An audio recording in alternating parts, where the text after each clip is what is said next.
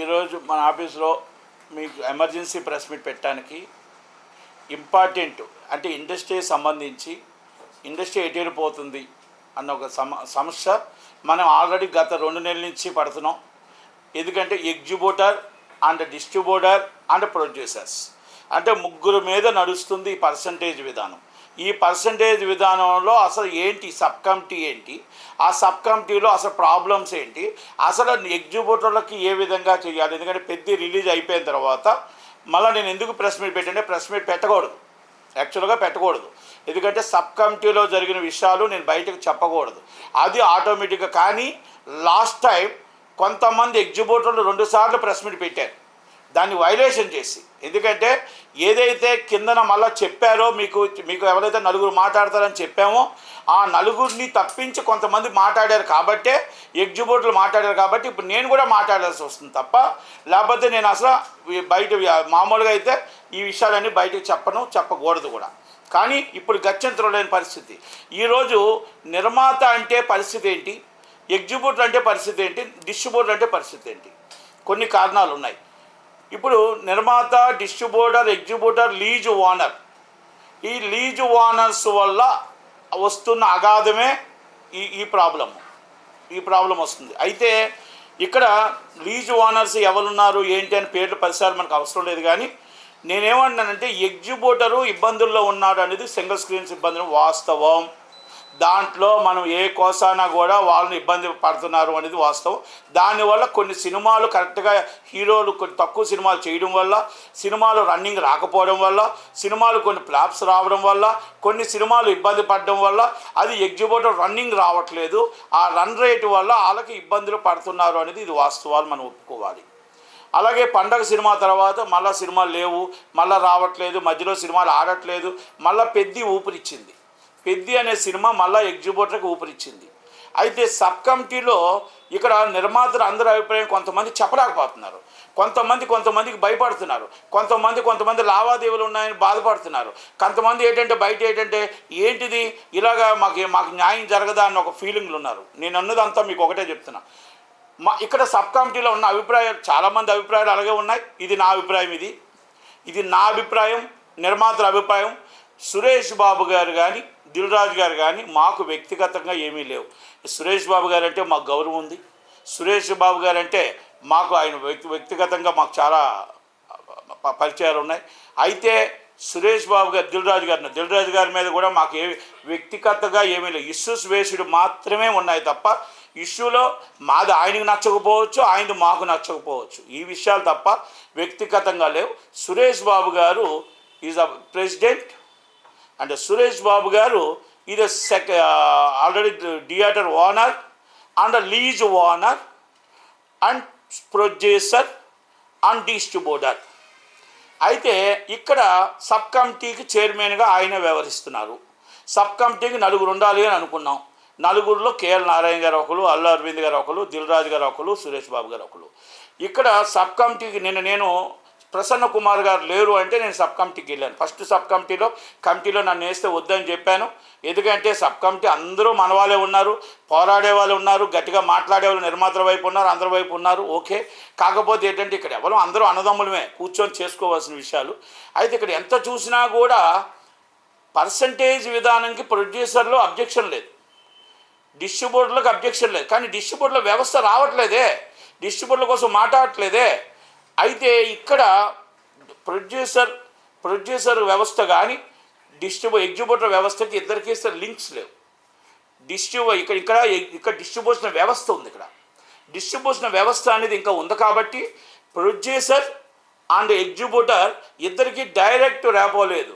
ఇది డైరెక్ట్గా చేసుకునేటట్టు గతంలో అక్కడున్నాయి, ఇది సౌత్ ఇండియాలో కొన్ని వాటిలో ఉన్నాయి తప్ప ఇక్కడ లేదు. కనుక డైరెక్ట్గా డిస్ట్రిబ్యూటర్ తీసేస్తున్నారు. డిస్ట్రిబ్యూటర్ అనేవాడు ఇక్కడ సినిమా కొనుక్కుంటున్నాడు, అది ఎన్ఆర్ఐకా, ఎంజీకా, అవుట్ రైట్గా, లేకపోతే రికవరబుల్గా కొనుక్కుంటున్నాడు. ఆ వ్యవస్థ నుంచి ఎగ్జిబ్యూటర్కి వెళ్తుంది, ఎగ్జిబ్యూటర్ నుంచి డిస్ట్రిబ్యూటర్ ప్రొడ్యూసర్కి వస్తుంది, ప్రొడ్యూసర్ నుంచి హీరోలకు వెళ్తుంది. అంటే ప్రొడక్షన్ చేసేవాడు ప్రొడ్యూసర్, డిస్ట్రిబ్యూషన్ చేసేవాడు ప్రొడ్యూసర్ దగ్గర నుంచి కొనేవాడు డిస్ట్రిబ్యూటర్ నుంచి ఎగ్జిబ్యూటర్గా సినిమా స్క్రీన్ చేసేవారు. ఇది ఈ వ్యవస్థ నడుస్తున్నప్పుడు ఈ సబ్ కమిటీలో ఎంతసేపు ఇప్పుడు ఒక దాంట్లో మనం గౌరవించాలి. ఆ గౌరవించి ఏదైతే మనం ఛాంబర్ ఇచ్చారో ఛాంబర్ దానికి మనం కట్టుబడి ఉండాలి. కట్టుబడి ఉంటే ప్రెస్ మీట్లు పెట్టకూడదు. లాస్ట్ టైం మీరు దానికి ఓకే అంటే ఆఖరి నిమిషం దాకా ఇబ్బంది పెట్టకూడదు. 6:22 నిమిషాల దాకా స్క్రీన్లు ఎక్కడ పడ్డాయి, ఎంత ఇబ్బంది పెట్టారు పెద్దకి అన్నీ తెలుసు. ఇంకా దాని జోలికి నేను వెళ్ళదలుచుకోలేదు, ఎందుకంటే ఎక్కడ డిస్ప్యూట్స్లే వద్దు, దానికోసం డిస్ప్యూట్ అవ్వట్లేదు. నేనేం అడుగుతున్నానంటే ఇది నా అభిప్రాయం కాదు, నిర్మాతల అభిప్రాయం కూడా మీరు అది తెలుసుకోండి. నిర్మాతలు డిస్ట్రిబ్యూటర్లు అందరి అభిప్రాయాలు కూడా చాలామంది బయటకు వచ్చి చెప్పుకుంటున్నారు. ఏమన్నారంటే సురేష్ బాబు గారు లీజు ఓనర్గా ఉన్నారు కాబట్టి ఎగ్జిబ్యూటర్లకి ఆయన ఎగ్జిబ్యూటర్లు పక్షపాతిగా ఉంటున్నారు, కనుక మాకు నిర్మాతలకు న్యాయం జరగదేమో, డిస్ట్రిబ్యూటర్లకు న్యాయం జరగదేమో అని ఒక ఫీలింగ్లో ఉన్నారు. దిల్ రాజు గారు ఆయన అక్కడ ఆ ఎఫ్డీసీ చైర్మన్గా ఆయన రావాలంటే ఆల్రెడీ తెలుగు ఎఫ్డీసీ చైర్మన్ కూడా రావాలి, ఆంధ్రప్రదేశ్ ఎఫ్డీసీ చైర్మన్ భరతభూషణ్ గారు కూడా రావాలి. ఒకళ్ళు లేదు పెద్ద మనిషిగా రావాలి అంటే ఇక్కడ ఆయన లీజు ఓనరే, ఈయన లీజు ఓనరే. ఇక్కడ లీజు ఓనర్లకి మీటింగ్ జరగట్లా. ఇక్కడ వస్తున్న ఇప్పుడు గొడవలే లీజు ఓనర్ గొడవ. లీజు ఓనర్స్ కొంతమంది ఈ పెత్తనంతోనే ఇబ్బంది పడుతున్నాము అనేది కొంత గొడవ జరుగుతుంది. ఆ గొడవలోని ఎగ్జిబ్యూటర్కి నిజమైన బీఫామ్ లైసెన్స్ ఓనర్కి అన్యాయం జరగకూడదు, అలాగే డిస్ట్రిబ్యూటర్కి అన్యాయం జరగకూడదు, ప్రొడ్యూసర్కి అన్యాయం జరగకూడదు. నేను మీకు ఎందుకు ఇవన్నీ చెప్పుకొస్తున్నానంటే ఇక్కడ ఆ సీట్లో చైర్మన్ సీట్లో సురేష్ బాబు గారు, దిల్ రాజు గారు తప్పుకొని కేఎల్ నారాయణ గారు, శ్యాంప్రసాద్ రెడ్డి గారిని పెట్టి ఇది న్యాయం జరుగుతుందేమో అనేది నిర్మాతల తరపు నుంచి నిర్మాతలుగా నాకు ఇది నేను అందరూ అనుకుంటున్న మాట నేను చెప్తున్నా. ఇది నిర్మాతలుగా కేఎల్ నారాయణ గారు, శ్యాంప్రసాద్ రెడ్డి గారు ఉంటే వాళ్ళు దేనికి సంబంధం లేదు కాబట్టి సమన్వయం జరుగుతుంది అనేది నా ఉద్దేశం. ఎందుకంటే నేను ఇంకోటి కూడా చెప్తున్నా, సురేష్ బాబు గారి మీద నాకు ఎవరి మీద వ్యక్తిగతం లేదు. ఈరోజు నేను రామానాయుడు గారి వల్ల నేను ఫైనాన్షియల్గా ఎదిగానని గర్వంగా చెప్పుకుంటా, సురేష్ బాబు గారి వల్ల చెప్పుకుంటా. ఇది మామూలుగా విషయాలు. కానీ ఇష్యూస్ బేస్డ్ వచ్చేటప్పటికి అక్కడ లీజు ఓనర్గా ఆయన ఉండేటప్పుడు ఒక కోసాన ఎగ్జిబ్యూటర్లకు సపోర్ట్ చేస్తున్నాడు, నిర్మాతలకు చిన్న చూపు చూస్తున్నాడు అన్న ఒక ఫీలింగ్ ఉంది. ఆ ఫీలింగ్ నుంచి వెళ్ళాలి అంటే చైర్మన్ పోస్ట్ నుంచి సురేష్ బాబు గారు, దిల్ రాజు గారు, ఇద్దరు లీజు ఓనర్సే కాబట్టి ప్లీజ్ అండ్ కేఎల్ నారాయణ గారు అండ్ శ్యాంప్రసాద్ రెడ్డి గారు కావాలి. నేను అందరికీ మెసేజ్లు పెట్టాను, నేను రిక్వెస్ట్ చేస్తున్నా, ప్లీజ్ రిక్వెస్ట్. ఇక్కడ నిర్మాత బాగుండాలి, డిస్ట్రిబ్యూటర్ బాగుండాలి, ఎగ్జిబ్యూటర్ బాగుండాలి. సామరస్యంగా పర్సంటేజ్ విధానంలో మొత్తం జరగాలి. ఆ పర్సంటేజ్ విధానంలో నిర్మాత తీసుకొచ్చిన సినిమా పెట్టుబడి ఒక్కసారికి అయిపోతుంది, డిస్ట్రిబ్యూటర్ది ఒక్కసారికి అయిపోతుంది. తేడా వస్తే రోడ్డు మీద పడిపోతున్నారు. అలాగే ఎగ్జిబ్యూటర్ కాడికి వచ్చేటప్పటికి ఏమవుతుందంటే ఒకవేళ నష్టం వచ్చినా లాభం వచ్చినా ప్రాపర్టీ వాల్యూ పెరుగుతుంది. మనం 20 సంవత్సరాల క్రితం ప్రాపర్టీ ఎంత, ఈరోజు ప్రాపర్టీ ఎంత ఒక్కసారి అర్థం చేసుకోవాలి. ఇప్పుడు మీ జూలై 3 నుంచి ఒకరు రాకపోతే థియేటర్లు మూసేస్తూ ఉన్నారు. ఎవరి ఇష్టం వాళ్ళది. ఒక వ్యవస్థని ఎవరు శాసించలేరు. ఆ థియేటర్ మూస్తే నువ్వు ఎందుకు మూసావని అడిగే రైట్ మాకు లేదు. సినిమా నువ్వు తీయకపోతే ఎందుకు తీయలేదని అడిగే రైట్ మాకు లేదు. నువ్వు డిస్ట్రిబ్యూషన్ చేయకపోతే ఎందుకు డిస్ట్రిబ్యూషన్ చేయలేదు అనే రైట్ లేదు. ఎవరికి హక్కు వాళ్ళకు ఉంటుంది. కనుక ఆ హక్కుని మనం ప్రశ్నించడానికి లేదు. కానీ నేనేమంటున్నానంటే ఇక్కడ జరుగుతున్న మొత్తం టోటల్ పరిణామాల్లో ఎందుకు పర్సంటేజ్ సిస్టంలో రావట్లేదు? మీకు జరుగుతున్న పర్సంటేజ్ సిస్టంలో అక్కడ నిర్మాత 400 కోట్లు సినిమా తీశాడు. 400 కోట్లు రీచ్ అయ్యి 3 సంవత్సరాలు కష్టపడితే అది రీచ్ అయ్యి గుడ్లో మెల్లగా జాగ్రత్తగా బయటపడుతున్నారు. అంటే బడ్జెట్లు పెరిగిపోతున్నాయి. ఆ బడ్జెట్లు పెరిగిపోవడం వల్ల ఆ నిర్మాత బయటపడడం కష్టం. మరి చాలామంది ఓనర్స్ అటు కొంతమంది అంటున్నారు మరి మీకు లాభాలు వచ్చేస్తున్నాయి కదండి, నష్టం వచ్చిన డబ్బులు మీరు ఇస్తారా? అఖండ ప్రొడ్యూసర్ పరిస్థితి ఈరోజు ఏంటి? అఖండ నష్టం వచ్చిన పరిస్థితి మీరు ఇవ్వగలుగుతారా? మీరు వాటా ఇస్తారా? మీరు దాంట్లో మీ చెరో వాటా ఎగ్జిబ్యూటర్ వేయగలుగుతారా? మరి ఉస్తాద్ భగత్ సింగ్ నష్టం వస్తే ఉస్తాద్ భగత్ సింగ్ వాటా మీరు వేయగలుగుతారా? అందుకని లాభ నష్టాలు భరించేవాడు ప్రొడ్యూసర్, లాభ నష్టాలు భరించేవాడు డిస్ట్రిబ్యూటర్. మీకు మీ థియేటర్ మీ హక్కు కనుక మనం అన్ని రకాల కరెక్ట్గా సరిపోయే విధంగా మీ కష్టం మీకు ఉంది. దాన్ని మీరు ఇప్పుడు ఎంత పర్సంటేజ్కి ఇబ్బంది పడుతున్నారో ఆ పర్సంటేజ్ సిస్టంలో తీసుకొని మనమేం పర్సంటేజ్ వాళ్ళు అడుగుతున్నారో అది చేయాలి. మీరు గొంతమ్మ కోరికలు కోరడం అనేది కరెక్ట్ కాదు. అలాగని ఇక్కడ నిర్మాత ఇవ్వడానికి నిర్మాత కరెక్ట్గానే ఉన్నాడు, రెడీగానే ఉన్నాడు. ఆల్రెడీ సినిమాలు 31 సినిమాలు రన్నింగ్లో ఉన్నాయి. మీరు ఏ సినిమాలు ఇబ్బంది కలుగుతుందో అన్నీ చూసుకొని చేయాలి తప్ప ఇది ఇక్కడ రోజుకి ఒక టర్న్ అవుతుంది. రోజుకి ఒక టర్న్ అవుతుంది. రోజుకి టర్న్ అవుతూ జూలై 3 నుంచి వాళ్ళు థియేటర్లు బంద్ చేస్తానంటారు. ఓకే, ఎవరి ఇష్టం వాళ్ళది. వాళ్ళు బంద్ చేస్తాను అనడం వాళ్ళ తప్పు. సినిమాలు తీయాలా వేయాలా వద్దా అనేది నిర్మాతల ఇష్టం, డిస్ట్రిబ్యూటర్ చేయాలా అనేది వాళ్ళ ఇష్టం. కానీ నేను రెండే విషయాలు నేను మళ్ళీ చెప్తున్నా. సురేష్ బాబు గారిని, దిల్ రాజు గారిని మనం అక్కడి నుంచి ఎందుకు తెప్పించాలంటున్నాం అంటే, ఇక్కడ ఎగ్జిబ్యూటర్ లీజ్ ఓనర్ అండ్ వాళ్ళు ఎగ్జిబ్యూటర్గా రావచ్చు, ఎగ్జిబ్యూటర్స్గా వాళ్ళు వచ్చి వాళ్ళ వాదన వినిపించవచ్చు. కానీ ఇక్కడ మాత్రం వచ్చేది ఏంటంటే, ఇక్కడ నిర్మాతకి ఇబ్బంది కలుగుతుంది, డిస్ట్రిబ్యూటర్ అనే మాటే మాట్లాడట్లేదే. ఎగ్జిబ్యూటరు ప్రొడ్యూసర్ మాట్లాడుతున్నారు. అసలు డిస్ట్రిబ్యూషన్ వ్యవస్థ ఏది? అసలు డిస్ట్రిబ్యూషన్ వ్యవస్థ ఎక్కడుంది? డిస్ట్రిబ్యూషన్ వ్యవస్థ కోసం మాట్లాడారు కదా. అసలు డైరెక్ట్ ఎగ్జిబ్యూటర్కి ప్రొడ్యూసర్కి ఏం సంబంధం అండి? డిస్ట్రిబ్యూటర్ అండ్ ఎగ్జిబ్యూటర్ వాళ్ళిద్దరికీ సమస్య లేకుండా మధ్యలో రాకుండా మాట్లాడడం అనేది కరెక్ట్ కాదు. ప్లీజ్, నాకు వేరే ఉద్దేశం ఏమీ లేదు. మీరు ఇద్దరు కూడా దీంట్లో నుంచి మనం ఎగ్జిబ్యూటర్ వైపు నుంచి మీరు ఉండండి, కానీ ఇలా అందరి వైపున న్యాయం జరగదేమో అని మాకు ఉద్దేశం.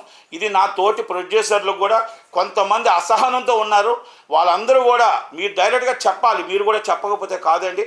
అందరూ కూడా డైరెక్ట్గా మీరు ఇది అంతా ఆమోద్ గారు సబ్ కమిటీ అంటే న్యాయమైన కమిటీ. సబ్ కమిటీ అంటే అందరం కలిపి తీసుకున్న ఆమోదకరమైన విషయాలు. మన ఛాంబర్ అంటే మనకు ఎక్కడైనా సరే మొత్తం Telugu film chamber recognised by government, 2 రాష్ట్రాల గవర్నమెంట్కి రికగ్నైజ్డ్. అలాగే రికగ్నైజ్డ్ ఉన్న గవర్నమెంట్లో మనం కరెక్ట్గా చేసి ఈసారి శాశ్వత మార్గం చూడాలి. ఎగ్జిబ్యూటర్ అనే వ్యక్తికి శాశ్వతంగా చూడాలి, డిస్ట్రిబ్యూటర్ని చూడాలి, అలాగే ప్రొడ్యూసర్. డిస్ట్రిబ్యూటర్కి మనం ఏమి ఇవ్వట్లేదండి. ఇక్కడ డిస్ట్రిబ్యూషన్ డబ్బు పోతే రోడ్డు మీద పడిపోతున్నాడు తప్ప, నష్టపోతున్నాడు తప్ప ఏ ఒక్క వ్యవస్థ కూడా ఆయన్ని బాబు నాయన బాగున్నావు అని అడిగిన వాళ్ళు లేరండి. నిర్మాత రోడ్డు మీద పడిపోతే నిర్మాతను చూసిన వాళ్ళు లేరండి. ఒక్క థియేటర్ మూస్తాం అంటున్నారు. నేను ఏదో థియేటర్ ఈ వారం ఇది మూసేస్తాం, ఆ వారం అది మూసేస్తాం అంటే, మూస్తే కళ్యాణ మండపం అవ్వచ్చు, మూస్తే అపార్ట్మెంట్స్ అవ్వచ్చు, మూస్తే కమర్షియల్ కాంప్లెక్స్ అవ్వచ్చు, మూస్తే ఏదైనా అవ్వచ్చు. ఆ ప్రాపర్టీస్ వాల్యూ వెరీ బిగ్. కానీ డిస్ట్రిబ్యూషన్ వ్యవస్థ మూస్తే ఆ డిస్ట్రిబ్యూటర్ రోడ్డు మీద పడడం తప్ప ఇంకొకటి లేదు. గత సినిమాలో నష్టపోయిన డిస్ట్రిబ్యూటర్ ఏమీ ఉండదు. అలాగే నిర్మాత నష్టపోతే ఆ నిర్మాత 10 సినిమాలు హిట్ ఇచ్చి ఒక్క సినిమా కానీ ఫ్లాప్ ఇస్తే అన్ని సినిమాలు మొత్తం డబ్బంతా కొట్టుకుపోయి రోడ్డు మీద పడిపోయే పరిస్థితి. ఈరోజు నేను కొన్ని సంస్థల విషయాలు మీకు చెప్తా. సంస్థల్లో ఈరోజు ఒక అఖండ సినిమా ఫ్లాప్ అయితే, అంతకుముందు ఎన్ని హిట్లు ఇచ్చారు, ఒక అఖండ సినిమా ఫ్లాప్ అయితే ఏమైంది పరిస్థితి? ఈ విషయాలు ఎంత దాకా వచ్చాయి? ఎందుకు ఈ నిర్మాత తట్టుకోలేకపోతున్నాడు? డబ్బు ఉంచుకొని ఏమైనా కావాలని చేస్తున్నారా? కాదు కదా. ఆ కష్టాన్ని కూడా మీరు అర్థం చేసుకోండి, ఆ నిర్మాత బాధను అర్థం చేసుకోండి. చిన్న సినిమాలు వారానికి 10 సినిమాలు వస్తున్నాయి. వారానికి 10 సినిమాలు వస్తూ థియేటర్లో షోలు పడకపోతే ఆ చిన్న సినిమా నిర్మాత ఎంత బాధపడుతున్నాడు, ఎంత కష్టపడుతున్నాడు, ఎంత కన్నీళ్ళు పెడుతున్నాడు, ఎంత రక్తం చుక్కలు కాడుతున్నాయి. నో షో అని మీరు సింపుల్గా చెప్పగలుగుతున్నారు. కానీ జనాలు రావట్లేదు అంటున్నారు. తప్పు, అబద్ధం. జనాల్ని మనం రానివ్వట్లేదు. చిన్న సినిమాలకి జనాలు మనం రానివ్వట్లేదు. షోలే వేయట్లేదు. షోలు వేసేటప్పుడు 10 గంటలకు షో తీసేస్తే ఏ జనం వస్తారు? మనం ఆఖరికి ఒక్క షోనే ఉంచుతున్నావా? వెంటనే సినిమా మార్చేస్తున్నాం. అంటే ఈ వ్యవస్థ మారాలి. మనం ఆ సినిమాని ఆశపడి సినిమా తీసి ఆ సినిమాని థియేటర్ దాకా తీసుకురావడానికి వాళ్ళు ఎంత కష్టపడుతున్నారో, ఎన్ని బాధపడుతున్నారో, ఎంత ఇబ్బంది పడుతున్నారో వాళ్ళు మనం కాపాడుకోవాల్సిన బాధ్యత ఉందా లేదా? 2:30 షో ఎందుకు అడుగుతున్నాం మేము? అందుకనే మీకు మాకు ఇబ్బంది వస్తుంది కాబట్టి 2:30 షో మాకు మస్ట్ అండ్ షూట్ ఇవ్వండి. మేము ఆక్యుపేషన్ మల్టీప్లెక్స్లో ఎందుకు అడుగుతున్నాం? ఆ ముందు సీట్లు ఎలాగా ఫుల్ అవ్వట్లేదు. ఆ ముందు సీట్లు ఒకటే రేటు పెడుతున్నారు. ఆ 20% సీట్లు మాకు 100 రూపాయల టికెట్ ఇవ్వండి. ఎందుకంటే చిన్న సినిమా బతుకుతుంది. చిన్న సినిమాలు సంవత్సరానికి 200 సినిమాలు వస్తే ఆ 200 సినిమాలకి కార్మికుడు బతుకుతున్నాడు. అసలు ఆ ఎగ్జిబ్యూటర్ అనేవాడు సినిమా థియేటర్ మూయకుండా తీసి పెడుతూ ఉన్నాడు. ఈ 10 సినిమాలే కాదండి, ఈ సినిమాలు కాపాడుతున్నాయి. 10 సినిమాలు మనకు లాభాలు తెచ్చి పెడుతున్నాయి, ఎగ్జిబ్యూటర్గా నిలబడుతున్నాయి. కనుక అందరినీ మనం నిలబడాలంటే sub committee is a perfect work చేయాలి. సబ్ కమిటీ నెక్స్ట్ వీక్ ఉంది కాబట్టి నెక్స్ట్ వీక్లో నేనేమంటున్నా, ఇది యునానిమస్గా తీసుకోండి, నిర్ణయం తీసుకోండి. ఇక్కడ దిల్ రాజు గారి మీదో నాకు సురేష్ బాబు గారి మీద అగైన్ మళ్ళీ చెప్తున్నాను, మాకు కోపాలు లేవు, మాకేమి బాధ లేదు.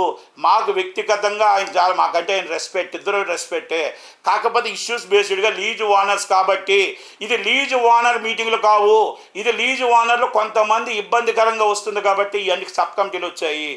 కనుక దయచేసి కేఎల్ నారాయణ గారిని, శ్యాంప్రసాద్ రెడ్డి గారిని పెడితే ఈ సబ్ కమిటీ సవ్యంగా జరుగుతుంది. షార్ట్లీ జూన్ 30 లోపల అన్ని మీటింగ్లు అయిపోయి అందరికి ఆమోదకరంగా ఉంటుంది అనేది ఇది నా సూచన. నేను బయటికి చెప్పడానికి కారణాలు ఏంటంటే అందరికీ మెంబర్స్ అందరికీ కూడా మెసేజ్ పెట్టాను. మళ్ళీ ఎందుకు ఈ రూపాన చెప్తున్నానంటే ఇప్పుడు మనం చెప్పకపోతే ఇప్పుడు మైక్ రూపంగా చెప్పాలి, లోన్ అయినా చెప్పాలి. లోన చెప్పడానికి నాకు అవకాశం లేదు కాబట్టి మైక్ రూపంగా చెప్తున్నాను. ఇంకొకటి కూడా చెప్పొచ్చు, బయట విషయాలు మైక్ చెప్పకూడదని. అది ఎగ్జిక్యూటివ్లు కూడా చెప్పాలండి. కొంతమంది మీటింగ్ ఇక్కడ ఓకే అయిపోయిన తర్వాత మీటింగ్ 2 సార్లు ప్రెస్ మీట్ పెట్టిన వాళ్ళు, మళ్ళీ చిరంజీవి గారి దగ్గర 2 సార్లు వెళ్ళిన వాళ్ళు కూడా ప్రెస్ మీట్లు పెట్టి పబ్లిక్గా తెలియపరిచారు. కాబట్టే ఇది నిర్మాతల తరపు నుంచి నేను తెలియపరుస్తున్నా. ఇది నా ఒక్క అభిప్రాయం అని మీరు అనుకుంటే తప్పు. ఇది అందరు మెజార్టీ అభిప్రాయం మాత్రం దీంట్లో ఇలా చేస్తే బాగుంటుందని అనుకుంటున్నారు. కాబట్టి దయచేసి పెద్దలందరూ నిర్ణయం తీసుకొని ఇది కేఎల్ నారాయణ, శ్యాంప్రసాద్ రెడ్డి గారిని పెట్టి మనం ఎగ్జిక్యూటివ్గా ఆయన ఎగ్జిక్యూటివ్ వైపు ఉండి మాట్లాడితే బాగుంటుందని నా ఉద్దేశం.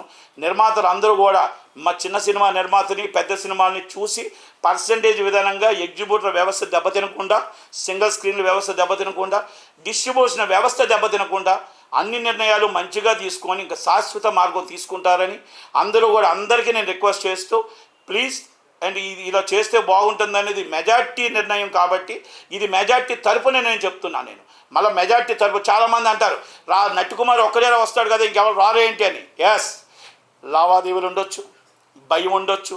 మా చైర్మన్ ఉన్నాడు, సెక్టార్ చైర్మన్ కనుసైకితో బెదిరిస్తారు. ఇక సెక్టార్ నుంచి రావాలంటారు. మా సెక్టార్ చైర్మనే భయంతో ఉన్నాడు. ఏం చేస్తారు? పోస్ట్ పోద్దని భయం ఉండొచ్చు, లేకపోతే రేపు సినిమాలు ఇవ్వరని భయం ఉండొచ్చు, రేపు డేట్స్ ఇవ్వరని భయం ఉండొచ్చు.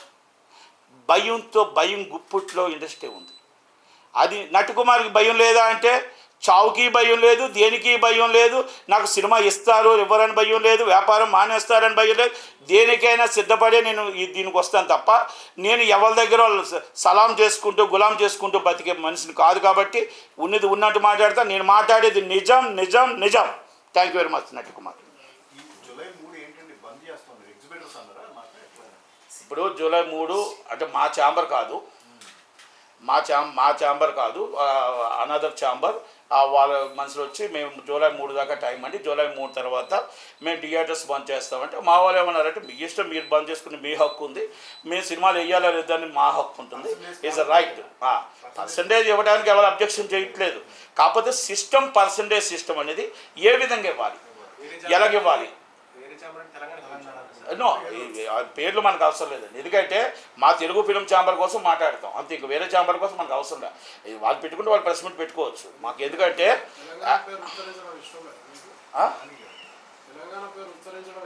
100% మాకేం ఇబ్బంది లేదు. ఎందుకంటే వాళ్ళ రైట్ వాళ్ళకు ఉంటుంది.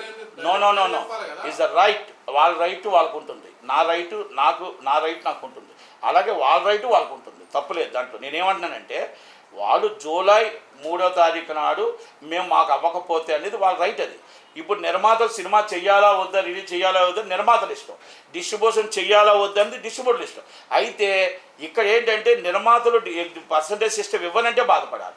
కానీ ఆ పర్సంటేజ్ సిస్టమ్ ఇవ్వడానికి ఏ విధంగా ఇస్తే ఇక్కడ బడ్జెట్ ఎంత అవుతుంది, ఏ విధంగా ఇవ్వాలి, అలాగే డిస్ట్రిబ్యూషన్ వ్యవస్థకి ఏ పర్సంటేజ్ సిస్టంలో ఇస్తే మనకి బయట వస్తుంది.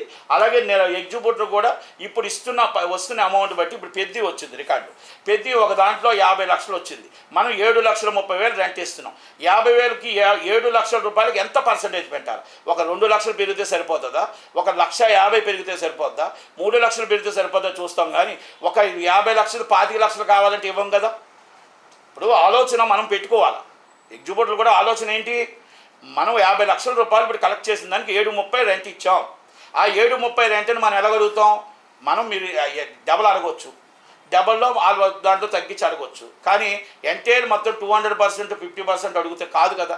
ఎందుకంటే 7 లక్షల నుంచి 25 లక్షలకి వెళ్తుంది. కనుక 7 లక్షల నుంచి 8,50,000కి వెళ్ళొచ్చు, 9కి వెళ్ళొచ్చు, 9,50కి వెళ్ళొచ్చు. మీరు సెకండ్ వీక్ పర్సెంటేజ్ ఇవన్నీ మనం మాట్లాడుకోవాల్సిన విషయాలు. సిస్టమ్ కరెక్ట్గా పర్సంటేజ్ సిస్టమ్కి మళ్ళీ మీరు నిన్న రాసిన విషయాలు కూడా చెప్తారు. పర్సంటేజ్ సిస్టమ్కి అంగీకారమే, దానికి ఎవరో వ్యతిరేకం కాదు. సిస్టంలో కరెక్ట్గా డిస్ట్రిబ్యూటర్కి ఏంటి, ఎన్ఆర్ఏ కొంటే పరిస్థితి ఏంటి, బాస్ ఆ నిర్మాత సినిమా కొంటే ఆ నిర్మాత రేపు నష్టం వస్తే పరిస్థితి ఏంటి? ఎగ్జిబ్యూటర్ వ్యవస్థకి ఎగ్జిబ్యూటర్ కాపాడుకోవడం ఎంత కష్టమో, ఎగ్జిబ్యూటర్ కాపాడుకోవడం ఎంత విషయమో, అలాగే డిస్ట్రిబ్యూటర్ని కాపాడుకోవాలి. డిస్ట్రిబ్యూషన్ వ్యవస్థను ఎంత కాపాడుకోవాలో నిర్మాతను కాపాడుకోవాలి.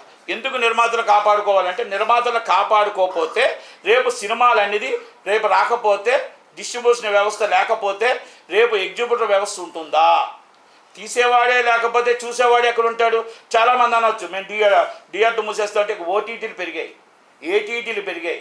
మామూలుగా ఇప్పుడు మొత్తం టోటల్గా ఎవ్రీడే మామూలుగా సినిమాలన్నీ కూడా డైరెక్ట్ ఇన్ఫ్యాక్ట్ వచ్చాయి. మీకు డిటిహెచ్లో డైరెక్ట్ టెలిస్క్రీన్ వచ్చాయి.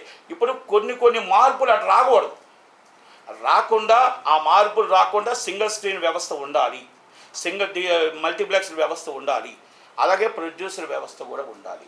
ప్రొడ్యూసర్ సినిమా తీస్తాడు, హీరో ప్రొడ్యూసర్ అవ్వడు కనుక, హీరోయిన్ ప్రొడ్యూసర్ అవ్వదు కనుక ప్రొడ్యూసర్ వ్యవస్థ ఉండాలి, డిస్ట్రిబ్యూషన్ వ్యవస్థ ఉండాలి, ఎగ్జిబ్యూటర్ వ్యవస్థ ఉండాలి.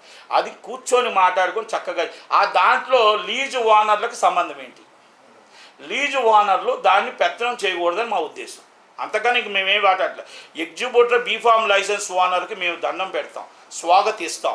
వాళ్ళ దాని కష్టాన్ని మేము అర్థం చేసుకుంటాం, వాళ్ళ బాధను అర్థం చేసుకుంటాం. నిజమైన ఓనర్ కోసం మేము ఎంతైనా చేస్తాం. కానీ మీ డబ్బు కొంతమంది లీజు ఓనర్లకు వెళ్తుంది అనేది ఇది వాస్తవం, జగనరిగిన సత్యం. ఇక నేను ఇప్పుడు ఇవన్నీ చెప్పాను కదా, ఎవరైనా నాకు కౌంటర్ పెడితే దానికి నేను చక్కగా వివరంగా పెద్ద సినిమాలో లీజు ఓనర్లకు ఎంత వెళ్ళింది, ఎంత డబ్బులు మొత్తం టోటల్గా డిస్ట్రిబ్యూషన్ వ్యవస్థకి ఎగ్జిబ్యూటర్ వ్యవస్థకి వెళ్ళింది, ఇవన్నీ వివరాలుగా చెప్తాను. ఎందుకంటే నేను ఓన్లీ ఇష్యూస్ బేస్డే మాట్లాడా, ఇష్యూస్ బేస్డే క్లోజ్ చేశా. మళ్ళీ దిల్రాజు చాలామంది అనుకుంటున్నారు దిల్రాజు గారికి నట్టుకుమార్కి ఏదైంది, ఏం అవ్వదండి. ఈజ్ ఆల్రెడీ బయట మామూలుగా ఫ్రెండ్సే. కానీ ఇష్యూస్ బేస్డ్ మాత్రం 100% ఆయన్ని మనం ప్రశ్నిస్తూనే ఉంటాం. ఒక ఎఫ్డీసీ చైర్మన్గా అందరూ తరపున ఉండాలా, అందరూ కావాల్సిన వాళ్ళు ఉండాలా. ఇది వన్ సైడ్ చేస్తే కరెక్ట్ కాదు అనేది ఇంకొకటి విషయాలు కూడా ఇంకా దీన్ని వేరే విషయాల నుంచి వెళ్ళదలుచుకోలేదు. మళ్ళీ నేను ఊరు వెళ్తున్నాను, 2 days తర్వాత వస్తాను. ఎవరు ఏదైనా ఉంటే తప్పకుండా చెప్తాను. Thank you very much.